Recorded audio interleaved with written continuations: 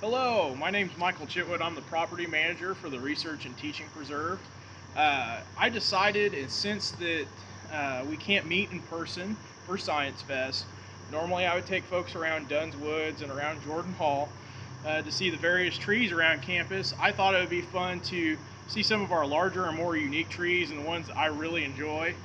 Today we're starting off with a sassafras tree. I chose the sassafras because it's had a use culturally for a long time. Is actually the roots are used to make the flavoring for root beer. Now at first they found out that flavoring, the oils from it actually had a carcinogen, and now they've developed a way to remove that carcinogen out, and it's still used for flavoring in root beer now. But I picked this tree in particular due to how tall this tree is. Now normally a sassafras tree is a kind of early successional tree and is found on edges and in areas that are turning from field into forest. But this tree, unlike a lot of ones that you'll typically see, is extremely tall and has actually reached the canopy.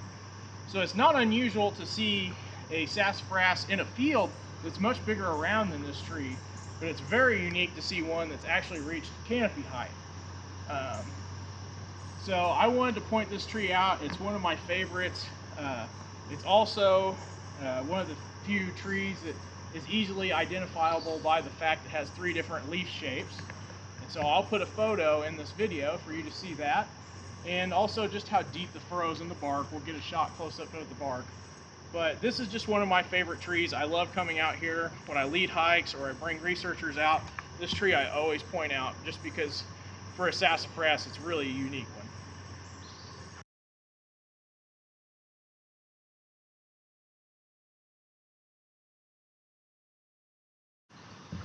Hello, we're back here with the American beech. We picked this particular tree just because it has a really large buttress, which is actually the structural rigidity of the tree. So it's kind of like the supports, the foundation. So if you imagine this tree tilts way high up into the canopy and leans out up towards the hill. And so these roots have grown out to give it structural support so the tree just doesn't fall over. It's not unusual to see a beech this large. We are actually on a north-facing slope, so it's a little bit, the soil's a little bit more moist. It's has a lot more organic material in the soil, and beeches and maples love that type of soil. And beech and maple is what most Indiana forests are trying to reach to. That's their end part of the succession. So we'll go oak, hickory, and then eventually beech and maple. But we chose this tree just because it's large and beautiful, and it's in one of my favorite spots, which is Kent Farms.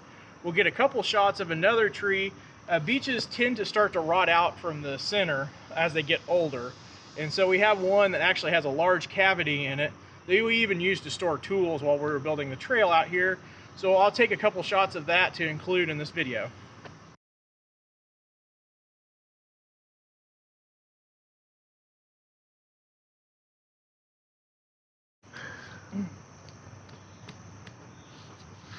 Oh, hi, you're back. I'm here visiting this tulip poplar here. This is one of my dear old friends. So this tree, if you don't know, is the state tree. The reason that I chose this one, it's not unusual for a tulip to get big. It's not unusual for them to get tall. But I just wanted to talk about what they were used for in Indiana. So there is probably not a barn that you can walk into that's older in Indiana that does not have a piece of tulip poplar holding up the main structure. And tulip poplar has had all kinds of uses throughout history. The Native Americans would take these because of how wide they were and how straight they were, and even carve canoes out of them. But this is just one of my favorite trees, and is one that every time that I'm hiking out here I stop by and say hello to, and I really appreciate. And it's one that reaches way high up in the canopy, and unfortunately the cover here is so thick that we really can't get a good perspective of how tall this tree is, but it is massive. But tulip poplar, the state tree.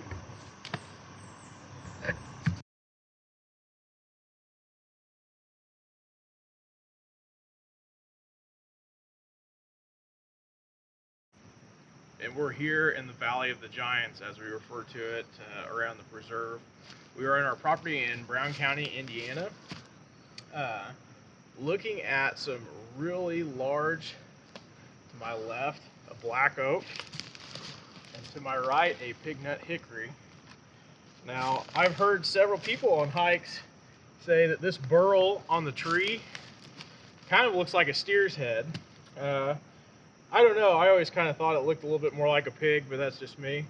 But this tree, from the coring that's been done,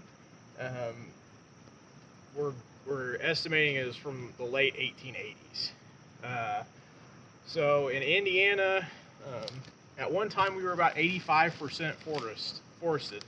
And then over time, as we settled, we continued to clear the forests out.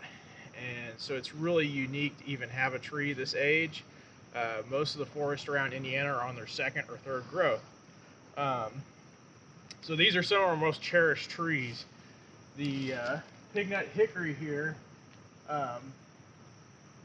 it is a little bit taller up into the canopy than the black oak. And both of these have kind of suffered over the years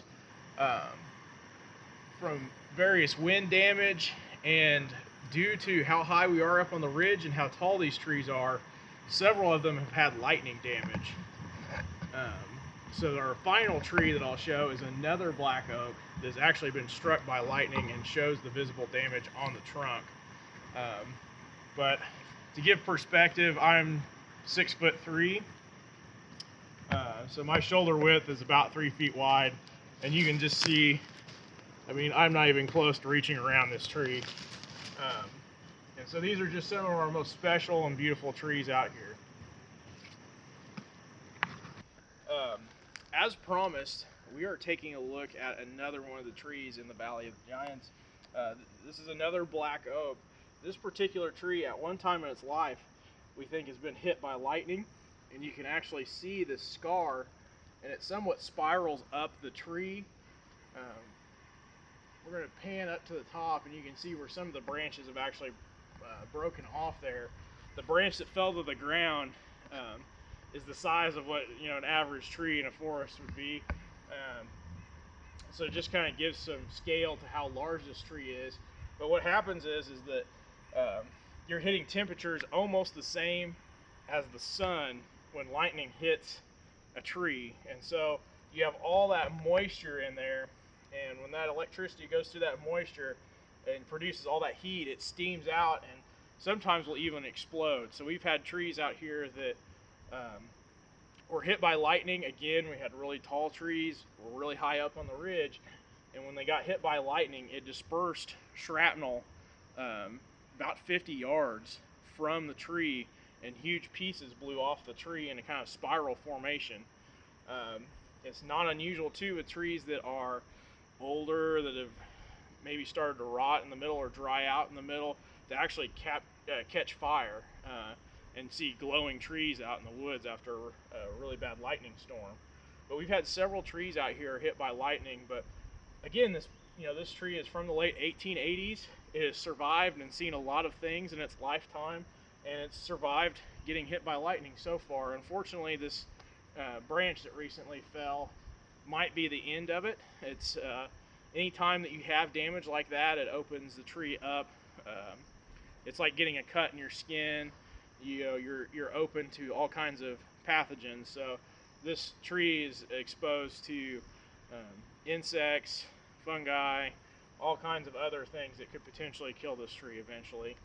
But again, it has had a long life compared to many trees in Indiana, and this is one of my favorite trees in this property. Hello, I'd like to thank you all for staying to the end of this video. As promised, I've included a few images of some lightning damaged trees at Lily Dickey Woods, just to give you an example of what the damage kind of looks like. If you have any questions or would like to know more about the preserve, feel free to contact us at preserve@indiana.edu. Thank you.